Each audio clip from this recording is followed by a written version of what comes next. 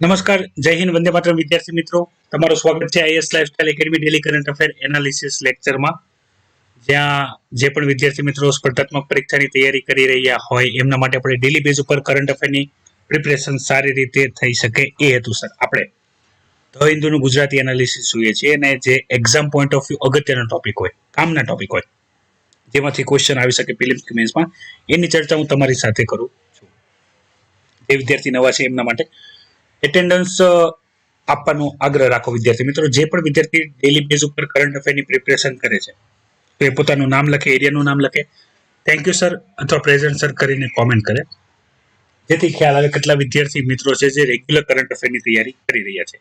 ઘણા બધા વિદ્યાર્થી વારંવાર ક્વેશ્ચન કરે છે એટલે હું રિપીટ કરું છું. ધ હિન્દુ પીડીએફ ડાઉનલોડ કરવા માટે તમે આપણી ટેલિગ્રામ ચેનલ જોઈન કરી શકો છો, જેની ઉપર એક લિંક પિન કરવામાં આવેલી છે. એ લિંક પર તમે ક્લિક કરીને પીડીએફ ફ્રીમાં ડાઉનલોડ કરી શકો છો.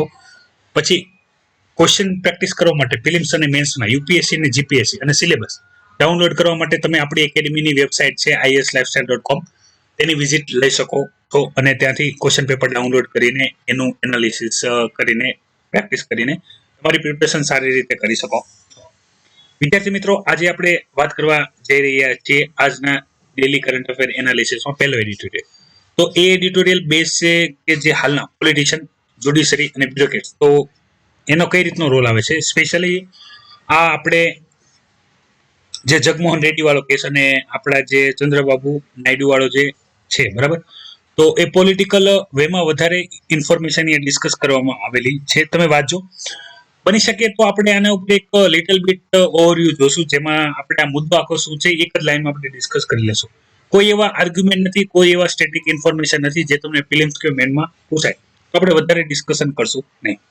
જે બીજું છે એમાં વાત કરવામાં આવી છે કે જમ્મુ કાશ્મીરની અંદર જે પણ લોકો છે, બરાબર, તો એમની ઈચ્છા શું છે, એમનો વોઇસ શું છે, એ શું ઈચ્છે છે સેન્ટર પાસે, તો એ સાંભળવું જોઈએ. એ રીતની વાત કરવામાં આવેલી છે. આપણે 4 ઓગસ્ટ, 5 ઓગસ્ટ, 6 ઓગસ્ટ ના દિવસે ઘણી બધી જેટલી પણ કાશ્મીરની સાથે જોડાયેલી ઇન્ફોર્મેશન છે એની આપણે ડિટેલમાં ચર્ચા કરેલી છે, બરાબર. તો થિયોરિટિકલ ઇન્ફોર્મેશન છે, બંને વાંચો. એક્ઝામ પોઈન્ટ ઓફ વ્યૂ અગત્યનું નથી, તમારે ના વાંચવી તો સ્કીપ કરી શકો છો અને વાંચો તો ખ્યાલ આવી જશે. ના ખ્યાલ આવે તો તમે જે કોઈ પણ ડાઉટ હોય એ ડાઉટ તમે વિડીયોની કોમેન્ટ બોક્સની અંદર કોમેન્ટ કરી શકો છો. અહીંયા એક ટોપિક આપેલો છે જે ચાઇનાનો રોલ છે યુનાઇટેડ નેશનમાં, એના માટે કે કઈ રીતે ઇન્ડિયાને ઘણી બધી કન્ડિશનમાં બીટ કરે છે. ઇન્ડિયા બેટર ઓપોર્ચ્યુનિટી છે. પછી આપણે જે યુનાઇટેડ નેશનના P5 કન્ટ્રી છે, બરાબર, જેને આપણે પરમનન્ટ મેમ્બર કહીએ છીએ, જે વિટો પાવર ધારક કન્ટ્રી છે, અને બાકીના આપણે G4 કન્ટ્રી કે જે પરમનન્ટ મેમ્બર બનવા માંગે છે વિથ પાવર, બરાબર. તો આપણે અલગ અલગ જે બધી બાબતો હતી એને આપણે અહીંયા ફરીથી ડિસ્કસ કરશું. તો એક ઇન્ફોર્મેશન અહીંયા જે શેર કરવામાં આવેલી છે એની ચર્ચા કરી. અહીંયા ઘણી બધી ઇન્ફોર્મેશન આપેલી છે. અગત્યના જેટલા પણ કી પોઈન્ટ છે મેં હાઇલાઇટ કરેલા છે. હું તમને જે માહિતી છે એ એક પછી એક અગત્યની માહિતી છે એ તમને હું જણાવતો જાઉં છું, બરાબર. પછી મલ્ટિલિઝમના ટોપિક આપણે ગઈકાલે પણ ડિસ્કસ કર્યો હતો ડેલી કરંટ અફેર એનાલિસિસમાં. તો એ ટોપિકને લઈને આજે પણ આપણે ઘણી બધી ઇન્ફોર્મેશન હું તમારી સાથે શેર કરી કે ભાઈ બદલાતા સમયની અંદર જેમ સમય બદલાય એમાં અલગ અલગ કન્ટ્રીનો રોલ બદલાય અને ડિમાન્ડ અને બાકી બધા જે એક્ટિવિટી એ બદલાતી હોય છે. એ જ આપણે અહીંયા જોવાનું છે. સૌથી પહેલી જે અહીંયા આપેલી છે તમે આ જોઈ શકો છો, એ છે United nation commission on status of woman. તો એની અંદર ઇન્ડિયાએ ચાઇનાને તમને ખ્યાલ જ છે બીટ કરેલું છે, કે જેમાં ઇન્ડિયાને પ્રેઝન્સ મળ્યું છે જ્યારે ચાઇનાને મળ્યું નથી, બરાબર. કારણ શું છે કે ભાઈ વુમનના સ્ટેટસને લઈને ઇન્ડિયા સતત કામ કર્યું છે કે ભાઈ કઈ રીતે જે વુમનનું આપણે જેન્ડર ઇક્વાલિટી પણ છે, પછી વુમનને કઈ રીતે આગળ લાવી શકાય, તો રિઝર્વેશનને લઈને સ્પેશિયલ અરેન્જમેન્ટ કરીને આપણે વુમન્સનો જે રોલ છે વધારીએ છીએ. ચેલેન્જિંગ પણ છે, પણ છતાં ઇન્ડિયા એનું સતત કાર્ય કરતું હોય છે કે જેથી જેન્ડર ઇક્વાલિટી હોય એ જેટલી બને એટલી સારી રીતે થઈ શકે. હવે અહીંયા વાત કરવામાં આવેલી છે કે જે યુનાઇટેડ નેશનની અંદર જે P5 કન્ટ્રી છે એની અંદર સિનેરિયો કઈ રીતે ચેન્જ થાય છે. તો સૌથી પહેલા સમજો કે એક સમય જે ચાઇના હતો, બરાબર, વર્લ્ડ વોર 1 ની વાત ચાલે છે, બરાબર. હિસ્ટોરિકલ પોઈન્ટ સાથે અહીંયા ઇન્ફોર્મેશન આપવામાં આવેલી છે. તો હું અહીંયા ઇન્ફોર્મેશન એ રીતે તમને આપવા જઈ રહ્યો છું કે તમને વર્લ્ડ વોર 1 ખબર નથી, અથવા અડધું ખબર છે, અથવા પૂરેપૂરું ખબર નથી. તો ઘણી બધી આપણે ઇન્ફોર્મેશન જોશું. તમે ફ્રેશર પણ છો તો પણ તમને ઉપયોગી થશે, અને જો તમને વર્લ્ડ વોર 1 ખબર છે તો કોઈ ઇસ્યુ જ નથી. બહુ સરળ. પછી વર્લ્ડ વોર 1 ની કન્ડિશન અલગ હતી, વર્લ્ડ વોર 2 ની કન્ડિશનની કમ્પેરિઝનમાં અલગ અલગ કન્ટ્રીની મેં તમને કીધું સમય પ્રમાણે ડિમાન્ડ અને જગ્યા બંને બદલતું હોય. તો વર્લ્ડ વોર 1 ની અંદર ચાઇના શા માટે પાર્ટિસિપેટ થયું હતું, બરાબર? તો ચાઇના હતા, બરાબર? ચાઇનાની અંદર જે પણ જર્મન લોકો હતા એને ખસેડવા માંગતું હતું ચાઇના, બરાબર? તો એના માટે થઈને ચાઇના યુકે અને ફ્રાન્સ સાથે જોડાયેલું હતું. સેમ પર્પઝ હતો જાપાનનો કે ભાઈ જે જર્મન્સ છે, બરાબર, એ ચાઇનાની અંદરથી ખસે અને ત્યાં સેમ વસ્તુ કે જાપાનની અંદર પણ જર્મનનો જે રોલ છે ઘટે અને એ જગ્યા જે ચાઇનાની અંદર જે જર્મન લોકો ખસે તો જાપાન એ ચાઇનીઝની અંદર પોતાનું ઇન્ફ્લુઅન્સ વધારે, એ પર્પઝ હતો જાપાનીઝનો.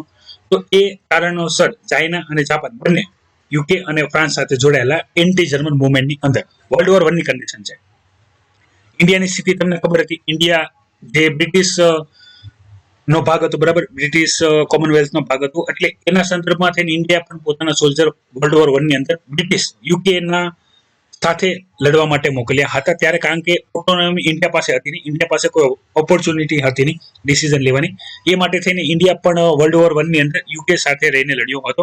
પરિણામ તમને બધાને ખબર છે, યુકે વાળો જે પક્ષ હતો એનો વિજય થયો હતો અને વર્સાલની ટ્રીટી સાઇન થઈ હતી. બીજા વિશ્વયુદ્ધ થવામાં એક અગત્યના કારણોની અંદર વર્સાલની જે ટ્રીટી છે, બરાબર, એ પણ ગણવામાં આવે છે કે ભાઈ એ ભેદભાવપૂર્ણ ટ્રીટી હતી, એને લીધે વર્લ્ડ વોર 2 ના પણ બીજ છપાયા હતા. હવે અહીંયા તમે સમજો કન્ડિશન શું હતી કે ભાઈ ચાઇનાનો પોતાનો એક ઇન્ટરેસ્ટ હતો કે ભાઈ જર્મન લોકોને ખસેડીને આપણે એ એરિયા ખાલી કરી. જાપાનનો કોન્સેપ્ટ હતો કે ભાઈ જેટલા જર્મન લોકો ત્યાંથી ચાઇનામાંથી જાય તો જાપાનનું ઇન્ફ્લુઅન્સ ચાઇનાની અંદર વધી જાય એના માટે કરતું હતું. અને જે વિશ્વ છે વેસ્ટર્ન કન્ટ્રી છે એને પણ જાપાનીઝને વધારે રોલ આપ્યો હતો કમ્પેરેટિવલી ચાઇનાની વર્સાલ ટ્રીટીની અંદર.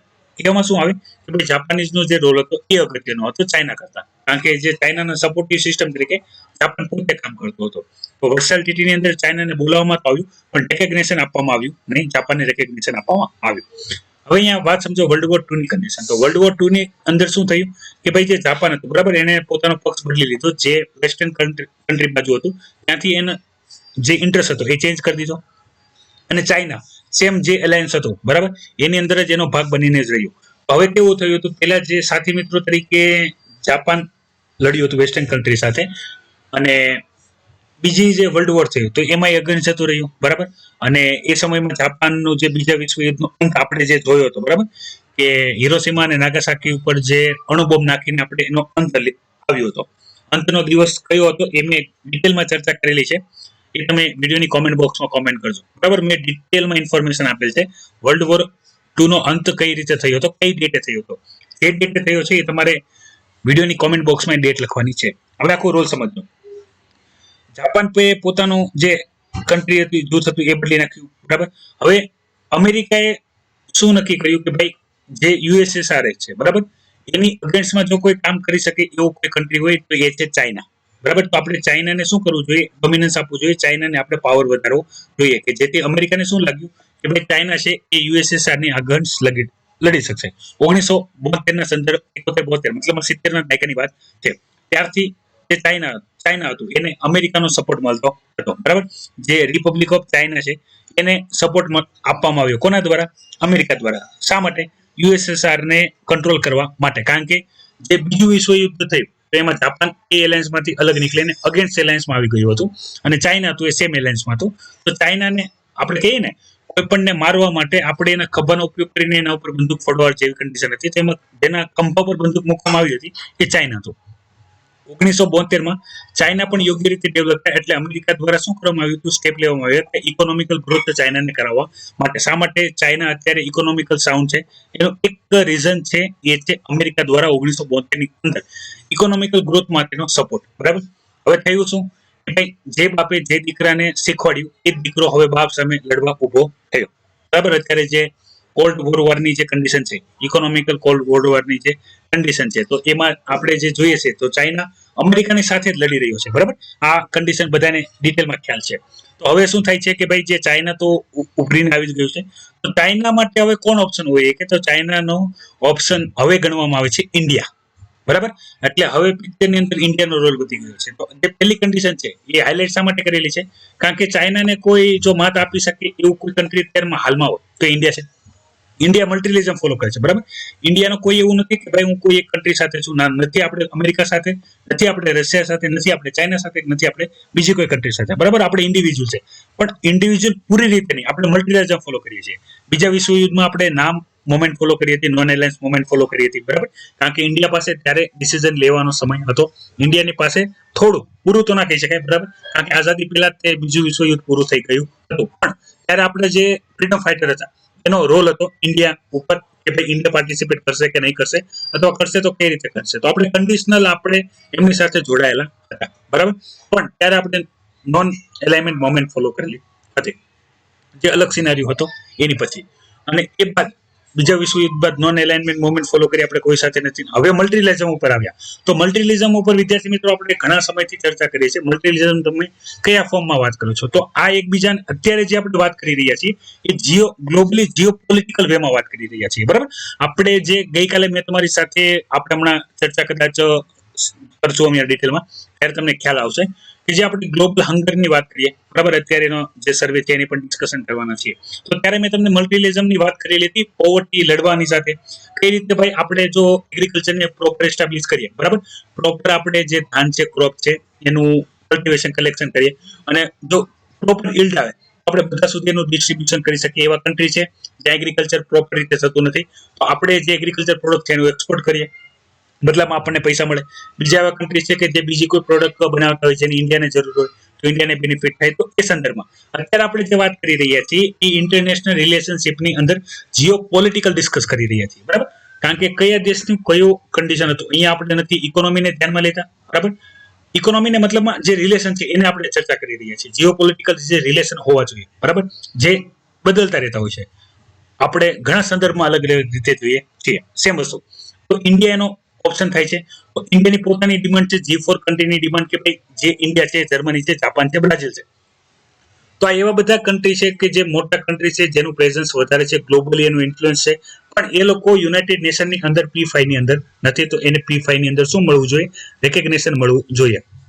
2020માં G20માં કયા કન્ટ્રી આવે છે એને લઈને ક્વેશ્ચન પૂછાઈ ગયો છે. P5 શું છે? તો પરમનન્ટ મેમ્બર જે અત્યારે ઓલરેડી છે યુનાઇટેડ નેશનમાં, બરાબર. G4 શું છે? તો એવી કન્ટ્રી કે જે પરમનન્ટ મેમ્બર બનવા માંગે છે વિથ વીટો પાવર, બરાબર. હવે આપણે એક ટોપિક બીજો પણ ડિટેલમાં ડિસ્કસ કર્યો હતો, એકવાર ફરીથી એની જે ઇન્ફોર્મેશન છે ડિસ્કસ કરી લઈએ કે યુનાઇટેડ નેશનની અંદર જે પરમનન્ટ P5 જે કન્ટ્રી છે, બરાબર, તો એ પ્રોપર રીતે એસ્ટાબ્લિશ નથી. તો એમાં P5 ને અત્યારે જો આપણે G4 કન્ટ્રી એડ કરી નાખીએ તો P9 એટલે પરમનન્ટ 9 મેમ્બર થઈ જવા જોઈએ. બીજી વસ્તુ આપણે જોયું હતું કે ભાઈ 5 મેમ્બરમાંથી કોઈ એક પણ મેમ્બર કોઈ પણ બિલના અગેન્સ્ટમાં હોય અથવા કોઈ પણ ઠરાવના અગેન્સ્ટમાં હોય, કોઈ પણ ખરડાના અગેન્સ્ટમાં હોય, બરાબર, વીટો પાવરનો ઉપયોગ કરે તો એ પાસ થતું નથી. તો એની જગ્યાએ મેજોરિટી રાખવી જોઈએ, બરાબર. એક તો પેલા શું કે ભાઈ પરમનન્ટ મેમ્બર છે એની અંદર G4 કન્ટ્રીને પણ એડ કરી દેવા. બીજી વસ્તુ એને પણ પૂરો પાવર આપવો અને પછી મેજોરિટી રાખવી. કારણ કે માની લો 5 છે તો પણ એમાંથી 3 કે 4 પણ જેમાં સહમત હોય અને એક કન્ટ્રી પણ સહમત નથી તો પણ એ ઠરાવ પસાર થતો નથી. તો અહીંયા શું કહેવામાં આવે છે કે જે P5 કન્ટ્રી છે પોતાના ઇન્ટરેસ્ટ પ્રમાણે, પોતાના ઇકોનોમિકલ, પોલિટિકલ અને સોશિયો ઇકોનોમિકલ ઇન્ટરેસ્ટ પ્રમાણે જે જરૂરી છે એને સપોર્ટ કરે છે, બાકીની સપોર્ટ કરતા નથી. એક પ્રકારનો ભેદભાવ છે કે આ 5 કન્ટ્રીમાંથી જો કોઈ એક કન્ટ્રીને કોઈ નુકસાન છે અથવા કોઈ કન્ટ્રીને ફાયદો છે તો જ આગળ વધવાનું, નહીં તો નહીં. શા માટે? જે આપણે ઘણી વખત જોયું છે, બરાબર. ઘણા બધા ટોપિક આપણે ડિસ્કસ કરીએ છીએ, ખાસ કરીને ન્યુક્લિયરના ટોપિકની અંદર આપણે ચર્ચા કરીએ છીએ. શા માટે જે ઇન્ડિયા છે, બરાબર, એને અમુક પરમિશન મળતી નથી? તો એનું કારણ ચાઇના છે. જ્યારે પણ ઇન્ડિયાને કોઈ ન્યુક્લિયર ડીલની અંદર પ્રેઝન્સ આપવામાં આવે તો ચાઇના પોતાનો વીટો પાવર લઈને એને અટકાવી દેતું હોય છે. તો એની અંદર મોડિફિકેશનની જરૂર છે યુનાઇટેડ નેશનના પરમનન્ટ મેમ્બરની અંદર. કારણ કે અત્યારે ગ્લોબલી જે નીડ છે એને સાકાર કરવા માટે ખાલી 5 કન્ટ્રી પોતાના ઇન્ટરેસ્ટ પ્રમાણે ડિસિઝન ના લઈ શકે, બરાબર, સૌથી વધારે અગત્યનું. અને હું તો ટોપિક તમારા માટે એટલે માટે ડિસ્કસ કરું છું કે કારણ કે આને તમારે ઘણા બધા ટોપિક અહીંયા આપેલા છે. વર્લ્ડ વોર 1 છે, વર્લ્ડ વોર 2 છે, હાલનો કરંટ સિનારીઓ શું છે. કારણ કે ઇન્ડિયા અને ચાઇના, અત્યારે મેં તમને કીધું ને ઇન્ડિયા ચાઇનાને લઈને ઘણા બધા આપણે ટોપિક ડિસ્કસ કર્યા છે. તો યુપીએસસી પણ તમને કયા સંદર્ભમાં પૂછે India China relationship, international relationship, એ કોઈ ફિક્સ નથી હોતો. તો આ બધા પોઈન્ટ છે કે જે આપણે ડેલી કરંટ અફેર એનાલિસિસની અંદર ડિસ્કસ કરતા હોઈએ, બરાબર. તો એની ડિટેલમાં ઇન્ફોર્મેશન તમારે જોઈ લેવાની. કે બની શકે કે કોઈ ક્વેશ્ચન પૂછાય તો તમે સારી રીતે લખી શકો. ફરીથી IMF નો રોલ શું છે એને લઈને અહીંયા ઇન્ફોર્મેશન આપવામાં આવેલી છે. તો IMF જે વર્લ્ડ ઓર્ગેનાઇઝેશન હોય તો એના તમારે મુખ્ય મથક ક્યાં છે, એના કાર્ય શું છે, ક્યારે એસ્ટાબ્લિશ કરવામાં આવ્યું, એના મુખ્ય પર્પસ શું છે, કેટલા એના કન્ટ્રી મેમ્બર છે એ તમને ખબર હોવા જોઈએ. બીજું છે વર્લ્ડ ઇકોનોમિકલ આઉટલુક, જે IMF દ્વારા પ્રકાશિત કરવામાં આવે છે, તો એની પણ ઇન્ફોર્મેશન હોવી જોઈએ. અત્યારની જે થીમ છે એ છે એ લોંગ એન્ડ ડિફિકલ્ટ સેટ, બરાબર. તો એને લઈને અહીંયા ઘણી બધી ઇન્ફોર્મેશન આપેલી છે.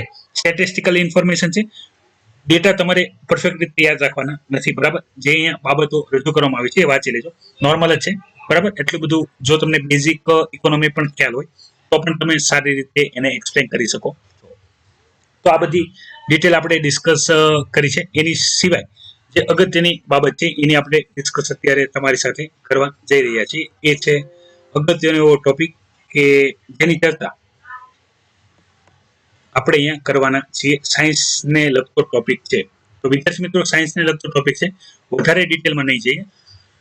એક વસ્તુ યાદ રાખજો, જે સાયન્સના ટોપિક હોય છે, બરાબર, એમાં ક્યારેક ક્યાંથી કેવી રીતના ક્વેશ્ચન આવે ખબર હોતું નથી. હવે તમે એક સિમ્પલ વસ્તુ સમજો, બરાબર. અહીંયા હું તમને એક ખાલી ટર્મ બતાવું છું, એ છે સ્ટેકિંગ. તમે જોઈ શકો છો સ્ટેટિંગ.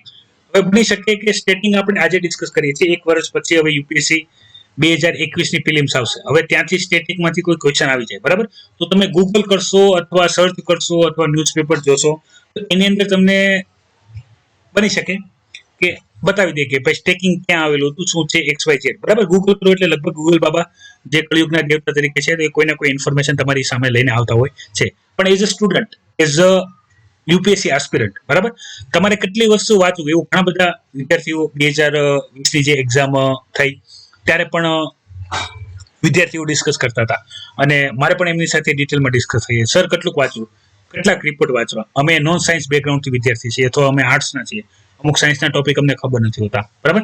તો એ વિદ્યાર્થીઓને મેં દરેકને એક જ વસ્તુ કીધી હતી કે જે સન્ડેના ટોપિક હોય છે એ તમારે ખાસ વાંચવા, સાયન્સના ટોપિક ત્યાંથી જ આવે. અને જે પણ ન્યૂઝ વાંચો, બરાબર, અહીંયા ઘણી બધી ઇન્ફોર્મેશન આપેલી છે. તો માની લો કે તમે અહીંયા 1-2 ઇન્ફોર્મેશન વાંચો, ઘણા બાળકો હશે કે જેને સ્કીપ કરી દીધું હોય, બરાબર, કારણ કે એને અગત્યનું ના પણ લાગ્યું, કારણ કે ઇન જનરલ ટર્મ છે. હું ખાલી 2 લાઈનની અંદર આખો ટોપિક તમને સમજાવી શકું છું, બરાબર, અગત્યનું નથી. પણ આવી જે ટર્મનો ઉપયોગ થયો હોય તો એ ટર્મ કેવા શું માંગે છે એ તમારે ખાલી જાણી લેવાનું છે. બની શકે આ ટર્મનો ઉપયોગ કરીને તમને 2 સેન્ટેન્સ આપી દે, બરાબર. તો તમને વાંચેલું નથી અથવા યાદ નહીં રહે જો તમે નોટ્સ નથી બનાવતા. તો ખાસ વસ્તુ શું છે કે જ્યારે પણ એડિટોરિયલ વાંચો, હું એવું નથી કહેતો લાઈન બાય લાઈન વાંચો, પણ એમાં જો સ્પેસિફાઈ કોઈ ટર્મ હોય, રીડિંગ સ્પીડ વધારો, બરાબર. 1 કલાકની અંદર ધ હિન્દુ ન્યૂઝપેપર આરામથી વચાઈ જાય છે, બરાબર. તમે નોટ્સ બનાવતા હોય તો એના માટે હાર્ડલી 5 કે 10 મિનિટ પાસ કરીને તમે ચાલી શકો છો. બાકી 1 કલાક એટલે બહુ ઇનફ થઈ ગયો. હા, તમને ન્યૂઝ આઈડેન્ટિફાઈ કરતા આવડવું જોઈએ, એ હું તમને વારંવાર કહું છું. તમે daily current affair analysis lecture જોવો એટલે તમને ખ્યાલ આવી જશે કે ભાઈ કરંટ બેઝ જે ન્યૂઝ છે, જે સબ્જેક્ટના ટોપિકને રિલેટેડ હોય ત્યાંથી આપણે ન્યૂઝ ઉઠાવવાની, એ વાંચવાની, એમાં અગત્યની કોઈ ટર્મ હોય તો લખવાની. સેમ એક વસ્તુ છે સ્ટેટિંગ. તે શું એ સમજી લો. અહીંયા એક રિસર્ચ છે. રિસર્ચ શું કહેવા માંગે છે? રિસર્ચનું કેવું એવું છે કે હાલમાં જે સ્ટાર ફોર્મેશન છે, બરાબર, એ ઓછું છે. એનું રીઝન શું છે? એનું રીઝન છે કે જે આપણે સ્ટાર ફોર્મેશન માટે જે ગેસીસ, હાઇડ્રોજન જે હોવો જોઈએ, બરાબર, એનો રિસોર્સિસ જે છે એ ઘટી ગયો છે. પહેલા વધારે હતો તો વધારે બનતા હતા, અત્યારે ઓછું છે તો ઓછો બને છે ટોટલ. હવે આ જોવા માટે, આના સ્ટાર ફોર્મેશન જોવા માટે એક ઇક્વિપમેન્ટનો ઉપયોગ થાય છે. તમે જોઈ શકો છો, આ છે giant matter wave radio telescope, બરાબર. જે શું કરે, રેડિયો વેવ્સ હોય, બરાબર, એને આઈડેન્ટિફાઈ કરે. રેડિયો જે વેવલેન્થ આવે, એ સામાન્ય જે ટેલિસ્કોપ હોય એ આમાં ઉપયોગ થતા નથી. કેમ? કારણ કે એની અંદર જે 21 સેન્ટીમીટરના રેડિયો વેવલેન્થ હોય એ આઈડેન્ટિફાઈ ડિટેક્ટ જ ના થાય. આઈડેન્ટિફાઈ તો ડિટેક્ટ જ ના કરી શકે. તો એ ડિટેક્ટ કરવા માટે આપણે જે તેને giant metre wave radio telescope કહેવાય છે, શોર્ટમાં JMRT કહેવાય છે, બરાબર. તો એ ટેલિસ્કોપનો ઉપયોગ થાય છે. હવે એ ટેલિસ્કોપ દ્વારા આઈડેન્ટિફાઈ કરવામાં આવે છે સ્ટાર ફોર્મેશનને લઈને. હવે સ્ટાર ફોર્મેશન માટે આપણે જે બ્લેક હોલ વાળો મેં તમારી સાથે ટોપિક ડિસ્કસ કર્યો હતો, તો ત્યારે મેં તમને સ્ટાર ફોર્મેશનની જે એક ઇમેજ બતાવી હતી, બરાબર. તો એ તમને યાદ હોવી જોઈએ. ના યાદ હોય અને તમે જો એ સ્ટેજીસ છે, રેડ જાયન્ટ સ્ટેજીસ, બરાબર, સુપરનોવા, બરાબર, બ્લેક હોલ ફોર્મેશન, તો એ ટોપિક ફરીથી તમે એકવાર જોઈને એની અંદરની જે ઇન્ફોર્મેશન છે જોઈ લેજો. એટલે સ્ટાર ફોર્મેશનને લઈને તમારા જેટલા પણ કોઈ ડાઉટ હોય તો એ ડાઉટ બધા તમારા ક્લિયર થઈ જશે, બરાબર. અગત્યના છે સ્ટાર ફોર્મેશનને લઈને સાયન્સ ઇન ટેકની અંદર ક્વેશ્ચન આવતા હોય છે. હવે અહીંયા સ્ટેટિંગ સમજો. સ્ટેટિક શું છે? સ્ટેકિંગ છે, બરાબર, STACking. સ્ટાકિંગ કયો, સ્ટેકિંગ કયો, બરાબર, જે રીતનું પ્રોનાઉન્સિએશન કરવું, સ્પેલિંગ ખાસ જોઈ લેજો. હવે અહીંયા ફાયદો શું છે, માની લો કે ભાઈ જે આ રેડિયો વેવલેન્થ છે, બરાબર, 21 સેન્ટીમીટર, તો એ બધા ડિટેક્ટ કરી શકતા નથી, બધા ટેલિસ્કોપ ડિટેક્ટ કરી શકતા નથી. એના માટે જે જીએમઆરટી ટેલિસ્કોપ છે એનો જ ઉપયોગ થાય છે આ ડિટેક્ટ કરવા માટે. ફાયદો શું છે કે આની અંદર માની લો કે ભાઈ જે રેડિયો સિગ્નલ આવતા હોય, બરાબર, તો એની સાથે ઘણી વખત આ રેન્જની અંદર બીજા વોઇસ સિગ્નલ પણ આવતા હોય જેની જરૂર નથી, તો એને દૂર કરી દેશે, આઈડેન્ટિફાઈ કરશે ખાલી જે રેડિયો વેવલેન્થ ઉપર જે સિગ્નલ આવે છે સ્ટારના, એને એ આઈડેન્ટિફાઈ થઈ જશે, બરાબર. એ આઈડેન્ટિફાઈ થઈ જશે એટલે ખ્યાલ આવશે સ્ટાર ફોર્મેશનની ડિટેલ. તો અહીંયા જે હાઇડ્રોજન ગેસીસ છે, બરાબર, હાઇડ્રોજન ગેસીસ છે જે સ્ટાર ફોર્મેશન માટે ખૂબ જ અગત્યનું છે. તો એમાં શું થયું છે, એમાં ઘટાડો થયો છે, એના લીધે જે સ્ટાર ફોર્મેશન છે એમાં ઘટાડો થયો છે. જે આપણી મિલ્કી વે, આપણી જે ગેલેક્સી છે મિલ્કી વે ગેલેક્સી, ખાસ યાદ રાખજો. આપણી નેબલ ગેલેક્સી કઈ છે એનો પણ આપણે સાયન્સ ઇન ટેકની અંદર ડિસ્કશન કર્યું હતું. જે પણ વિદ્યાર્થી મિત્રોને ખબર હોય એ વિડીયોની કોમેન્ટ બોક્સની અંદર કોમેન્ટ કરે. યાદ રાખો વિદ્યાર્થી મિત્રો, જે એવી ઇન્ફોર્મેશન છે જે તમને ઇઝીલી અવેલેબલ નથી કોઈ પણ અપડેટેડ સોર્સની અંદર, અથવા તમને નવી લાગે છે, તો એ પોઈન્ટ તમારે શું કરી લેવાના, નોટ્સ કરી લેવાના. એ નોટ્સનું તમારે પ્રોપર રિવિઝન કરવાનું. રિવિઝન પેટર્ન પણ કઈ છે એ મેં તમને ડિસ્કસ કરેલી છે.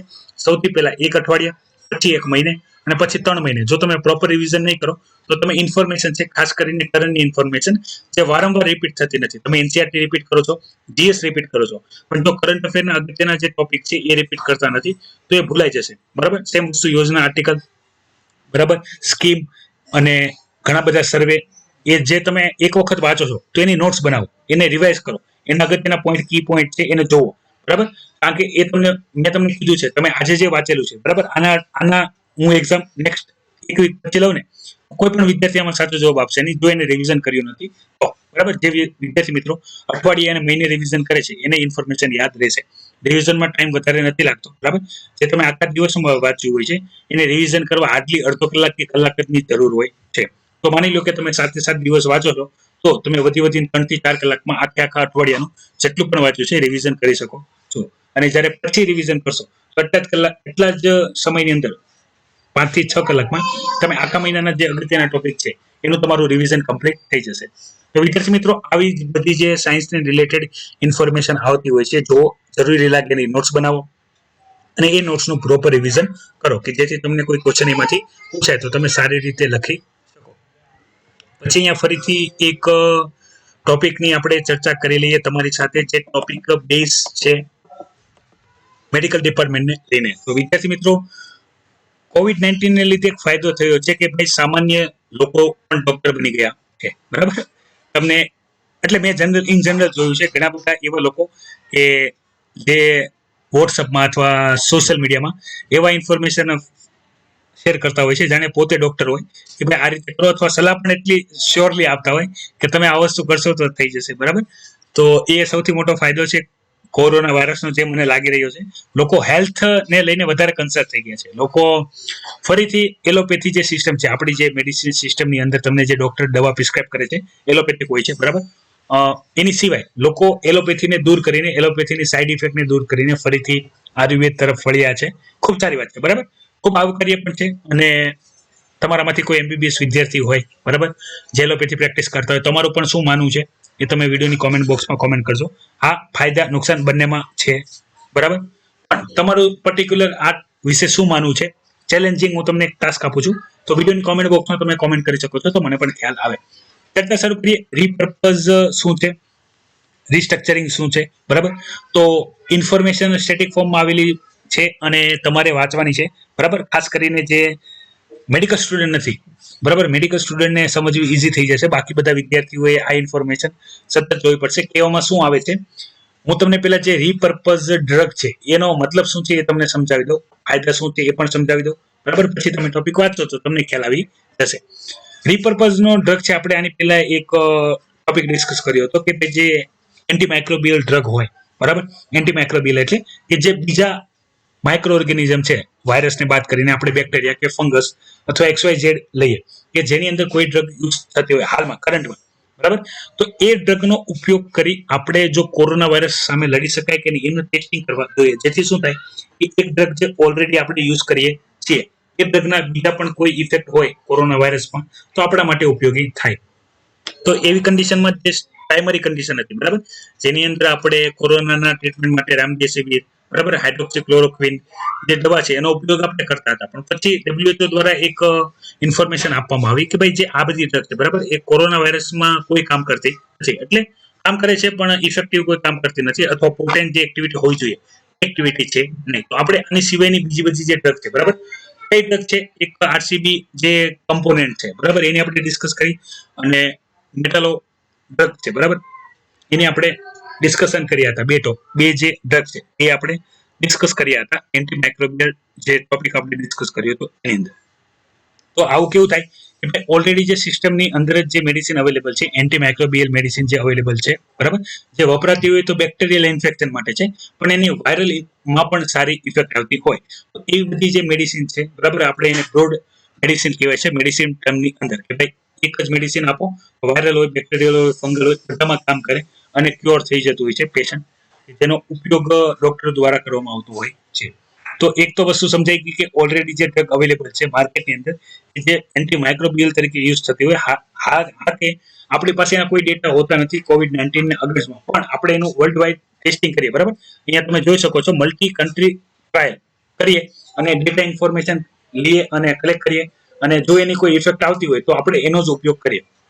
હવે ફાયદા સમજો, આના કેટલા બધા બેનિફિટ છે, બરાબર. સૌથી પહેલા બેનિફિટ કે જે એક જ ડ્રગ છે, બરાબર, તો એ ડ્રગ મલ્ટિપલ ડ્રગ તરીકે ઉપયોગ થશે, કે ભાઈ એ ડ્રગ તો જેમાં ઉપયોગ થતી હોય એન્ટીબેક્ટેરિયલ થતી હોય તો એન્ટીવાયરલની અંદર કોરોનાની અંદર પણ યુઝ થશે. બીજી વસ્તુ, એના માટે આપણે જે ક્લિનિકલ ટ્રાયલ્સના જે અલગ અલગ સ્ટેજ છે, બરાબર, જેમ કે સ્ટેજ 2 છે, 3 છે, 4 છે, જેની અંદર આપણે સેફટી ડેટાની જરૂર પડતી હોય છે, તો એ બધા ડેટા ઓલરેડી જે ડ્રગના સાઇડ ઇફેક્ટ ને બીજા માટે છે એ તો આપણી પાસે હશે જ, જે જરૂરી હશે COVID-19 માટે એ ડેટા આપણે ફાઇન્ડ કરવા પડશે. વધારે એના ટ્રાયલ કરવા જોશે નહીં. જેટલા ટ્રાયલ અત્યારે આપણે COVID-19 ની જે નવી ડ્રગ અને નવા વેક્સિન માટે કરીએ છીએ એટલું બધું કરવું પડશે નહીં. ત્રીજી અગત્યની, ઓલરેડી ડ્રગ યુઝ થાય છે, બરાબર, ડ્રગ અવેલેબલ છે માર્કેટમાં, તો એનું ડિસ્ટ્રીબ્યુશન જે ચેન છે એ ઓલરેડી બિલ્ડઅપ છે, બરાબર. આપણે એને બિલ્ડઅપ કરવા નથી, આપણે એને હરેક જગ્યાએ પહોંચાડવાની નથી, કારણ કે ઓલરેડી માર્કેટમાં છે. તો એની ડિસ્ટ્રીબ્યુશન સિસ્ટમથી આપણે જે અલગથી ડોઝ અથવા અલગથી જે મેડિકેશન આપણે બનાવશું એ પહોંચાડી શકશું. એનું એક્ઝામ્પલ છે, માનો કે ભાઈ હાઇડ્રોક્લોરોક્વિન જે દવા છે, બરાબર, તો એ ઓલરેડી માર્કેટની અંદર અવેલેબલ છે, તો આપણે એને કોરોના વાયરસ માટે જો ઉપયોગ કરવાની થાય તો સપ્લાય ચેન તો એની પ્રોપર બનેલી છે, બરાબર, આપણે ઇઝીલી એને માર્કેટ સુધી પહોંચાડી દેશું. કમ્પેરેટિવલી આપણે જે નવી વેક્સિન આપણે બનાવીએ એને ડેવલપ કરીએ, એનું મેન્યુફેક્ચરિંગ કરીએ લાર્જ સ્કેલ ઉપર, અને જ્યાં જરૂર છે હરેક મેડિકલે પહોંચાડવા જઈએ, બરાબર, હરેક લેવલે, તો એ પોસિબલ ના બને, આપણે બધે અવેલેબલ કરાવી શકીએ નહીં, બરાબર. તો અહીંયા એ જ કહેવામાં આવે છે, જો જૂની ડ્રગ છે એનું રિપર્પઝ કરી દેવામાં આવે અને જો એની ઇફેક્ટ હોય તો આપણને એટલા બધા બેનિફિટ થઈ શકે છે. બીજું કોસ્ટ ઇફેક્ટિવનેસ, કે ભાઈ જેની સપ્લાય ચેન અવેલેબલ હોય તો એની મેન્યુફેક્ચરિંગને લઈને પણ ઓલરેડી આપણી પાસે પ્રોપર રિસોર્સિસ હોય, એક્ટિવ ઇન્ગ્રેડિયન્ટના જે કેમિકલ કમ્પોનન્ટ હોય છે, બરાબર, તો એનું પણ આપણને કોસ્ટ બેનિફિટ મળી શકે છે. તો એ બધા જે બેનિફિટ છે અહીંયા ડિટેલની અંદર તમને એક્સપ્લેન કરેલા છે. જે પણ વિદ્યાર્થી મિત્રો સાયન્સ બેકગ્રાઉન્ડમાંથી છે પણ મેડિકલ સ્ટુડન્ટ નથી, તો એ વિદ્યાર્થીઓને હજી જો આમાં કોઈ ડાઉટ હોય રીપર્પઝ ડ્રગમાં, તો એ આ ફરીથી એકવાર ટોપિક રિવાઇઝ કરીને જોઈ લેજો, અને બાકી ઇન્ફોર્મેશન મેં તમને જે આપી અહીંયા મેન્શન છે, તમે વાંચો, ખ્યાલ આવી જશે. કોઈ પણ ડાઉટ હોય તો જણાવજો, મૂંઝાતા નહીં, બરાબર. ખાસ વિદ્યાર્થી મિત્રો જે daily current affair analysis lecture જોવે છે એ પોતાની એટેન્ડન્સ આપવાનું ભૂલે નહીં, બરાબર, ત્યાંથી છે, અને present sir, thank you sir કરીને કોમેન્ટ કરજો, જેથી ખ્યાલ આવે કેટલા વિદ્યાર્થી મિત્રો રેગ્યુલર બેઝ ઉપર કરંટ અફેરની પ્રિપરેશન કરે છે. એના સિવાય આપણે અત્યારે વર્લ્ડ આ નેશનલ ન્યૂઝ જે આપણે ચર્ચા કરી, અને વર્લ્ડ ન્યૂઝની અંદર પણ જે ઇન્ફોર્મેશન છે તો એમાં વધારે ઉપયોગી છે નહીં, બરાબર. ખાસ જે આપણે જોયેલી છે એ બધી ન્યૂઝ જ છે, તો એનું અત્યારે વધારે ડિસ્કશન કરશું નહીં. તો વિદ્યાર્થી મિત્રો, આ હતું આજનું daily current affair analysis lecture, બરાબર.